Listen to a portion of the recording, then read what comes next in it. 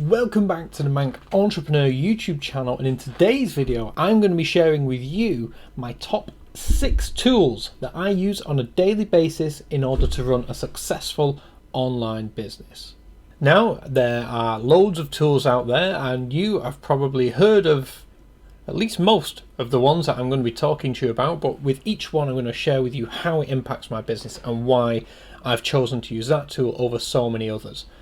Now, with that said, you might have some other favorites which you've come across or you use on a daily basis. If that is the case, let me know in the comments down below. So with that said, let's kick things off with number 1, Skype.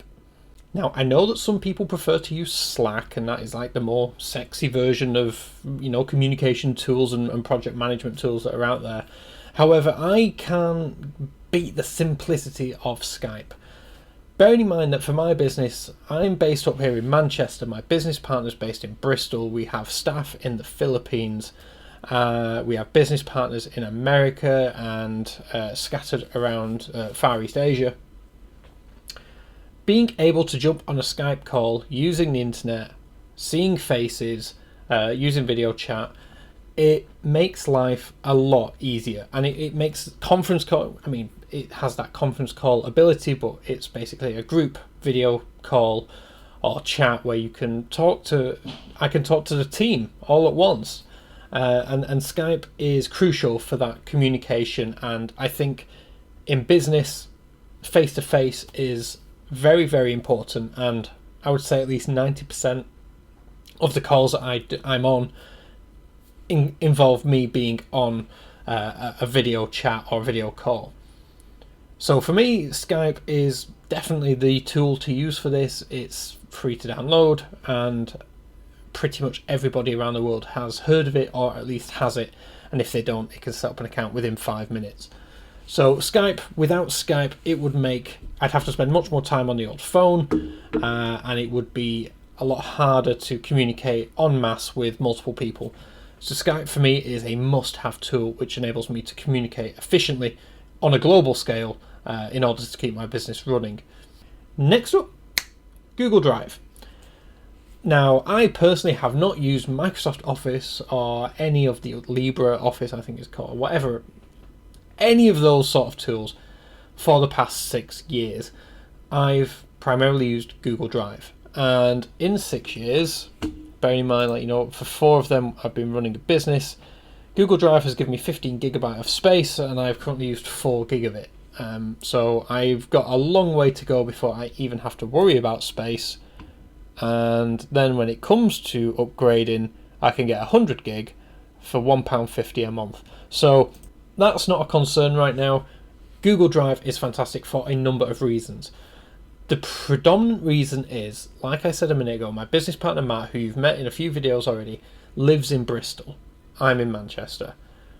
When we are collectively, we'll have a Skype chat open and we'll be talking, and then we'll also have a Google Drive document open where we are brainstorming different ideas or working together on a pitch, on a presentation, on a webinar plan, on a course tutorial, or whatever it might be. We can see what each other are doing in real time. So there's none of this working on something, clicking save, sending it to Matt. No, it's all done in the cloud, which means I can see what he's writing as he writes it, and he can see what I'm writing as I write it. And that means there's no duplication. We can work together in real time, even though we are 200 miles apart. Google Drive has the ability to share different documents with others, so whenever we've had guests on the webinar, we can send the show notes over to them via Drive. They can log in, make any notes that they want to make, prepare some answers. It just works. Google, let me get the proper names because I probably call them all wrong things. So we've got Google Docs, which is basically a Word document, Google Sheets, which is Excel, Google Slides, which is PowerPoint, and then you've got Google Forms, Google Drawings, Google My Maps, and Google Sites. All super easy to use, and like I said, it has played such an important part in our business. It just wouldn't be the same without utilizing Google Drive. And I have to say, one of the awesome things since changing to the old Google phone is how nicely that all moves together. That just syncs and just works. Next up, Dropbox. Now, again, you might think there's a little bit of redundancy here because Google Drive pretty much has the same functions that Dropbox does. Yes and no. The thing is that we utilize Dropbox for when we are dealing with the team out in the Philippines. So to give you an idea, myself and Matt create videos just like this one, and those files tend to be quite large, and we can't create video files in Google Drive. So for the video files and the audio files that go along with that, which we create, we can drop them into Dropbox. They upload and then they're available to the team. We have a team out there. We have a video editor who I've mentioned again in previous videos, as well as the copywriter, and they can pick up the video. One can work on the editing. One can work on the content for the to go along with the articles to go along with the video. And once the edited version is ready, it gets uploaded back into Dropbox. We can do the upload at our end purely due to our superior internet speeds. And yeah, Dropbox allows us to transfer it basically allows us to outsource some of the key tasks which myself and Matt should not be doing as the owners of the business. Instead, we can outsource that and just do the bits that we have to do and then get the finished product back with very little input from our time. So Dropbox is fantastic for that, and that is the primary use that we use Dropbox for. It's largely handled by video content, audio content, and to transfer files to the team out in the Philippines. Also, if we ask for certain images to be created, whether it be logos or feature images for blog posts and other things that we're working on, the team upload them into Dropbox. We have dedicated folders, and I know exactly where they will be. And Tina will ping me on Skype and say, images are ready. I know exactly where they are. I can go and grab them. Next up, LastPass. Now, when you work online and you have multiple websites which require multiple login details, and most of them are going to be leading to sensitive information of some description, which are very sensitive to the business, you need to have secure passwords. Now, I'm not like Rain Man and I can't remember ridiculous amounts of data. I struggle to remember one password, which is where LastPass comes in. LastPass is basically a password vault where you basically need to remember one password, which is your LastPass password, and you can use LastPass as the vault to store all of your other passwords in. And then when you go to that website and you need to log in, you have a little LastPass icon in your browser bar, and it has remembered the password. You can literally say you don't see the password; it's all like already asterisked out, and you click log in. And the very cool thing with LastPass is that you can share those passwords with members of your team, members of your staff, for example. But again, they don't actually get to see the password; they just get access. It's all hidden, and you can control who has access to whichever website you need them to have access to. It saves an awful lot of thinking time, and it's a fantastic tool. We've been using it now for well over 3 years, and I can't imagine trying to live without it anymore. When running an online business and passwords are crucial to your everyday goings on, LastPass is a no-brainer. Number 5, YouTube. This may seem like a bit of a silly one, but YouTube is actually fantastic, and I'll tell you why. In part of our business, we hold the weekly webinars and some extracurricular webinars, which we hold every now and again. And to do that, we use Google Hangouts, usually. And Google Hangouts very nicely ties into YouTube, obviously all part of the same company. So that means that when we create new webinar content, it automatically gets stored into YouTube. That just makes life a lot easier for us. That takes away all of the editing issues and all of the rendering and then all of the uploading that we used to have to do whenever we wanted to record a webinar.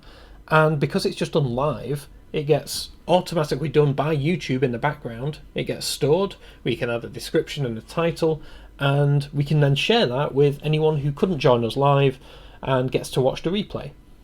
YouTube is fantastic for that.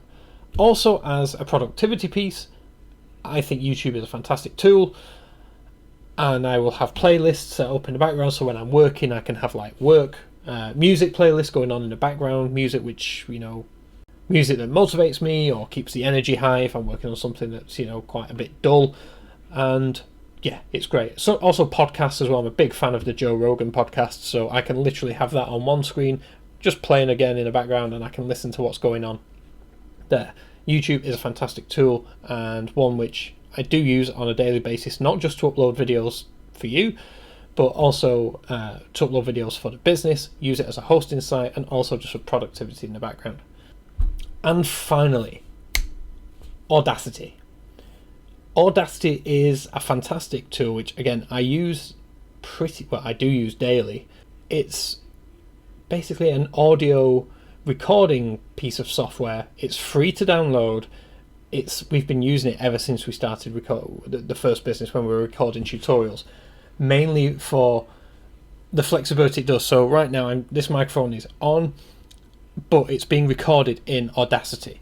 As soon as I click off, I can apply a chain to that, which means that the audio gets compressed, it gets normalized and works out the levels, and basically makes it a much cleaner audio listening experience for you. For a free tool, Audacity is incredible. You can then export, and you can choose the different project hertz rates and the quality of the clip that you're going to export into MP3 format.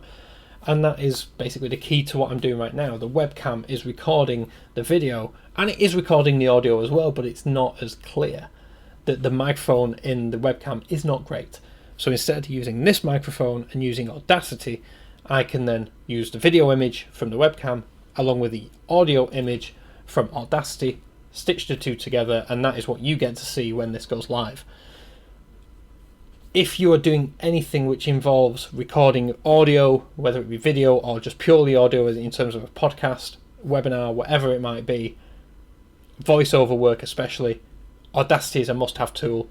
Like I said, I use it every day for these YouTube videos, but I also use it every time I record anything for the main business, because it allows you to clean up the audio so much quicker, and also get rid of ums and ands and stutters and all the rest of it. You probably see the jump cuts, which I make quite harshly because sometimes my mind wanders off and I misspeak quite frequently. But yeah, Audacity is a tool which I use very frequently, and I can't imagine not using it, especially with it being free. In fact, I think obviously YouTube's free, Audacity's free, Dropbox had a free version, Google Drive is free, Skype is free. The only paid one is LastPass and Dropbox if you need lots and lots of space, like we do. Like, obviously those video files take up a lot of room. With that said, those are my top 6 tools which I use on a daily basis in order to run a successful online business. Let me know what you think. If you've got any questions about any of the tools that I've mentioned, just ask down below in the comments section, or also if you have anything that you think I've missed, let me know. I'd love to hear them, and chances are if I've not heard of it, I'll definitely look into it, and if I have, there might be a reason why it's not in the top 6. With that said, I hope you've enjoyed this video. I hope it's been valuable to you in some way. And if you are new, please hit that subscribe button.